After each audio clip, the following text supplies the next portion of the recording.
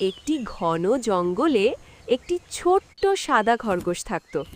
সবাই তাকে দুর্বল বলে হাসত।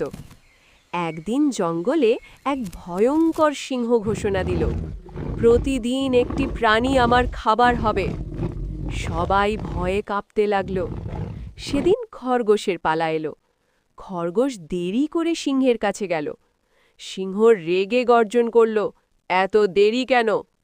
খরগোশ শান্তভাবে বলল, আরেকটা সিংহ আমাকে আটকে ছিল, সে বলেছে সেই আসল রাজা।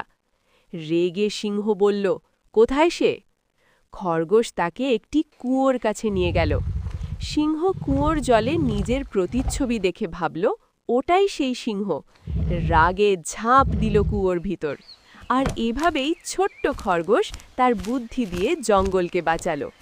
শিক্ষা: শক্তি নয়, বুদ্ধিই আসল শক্তি।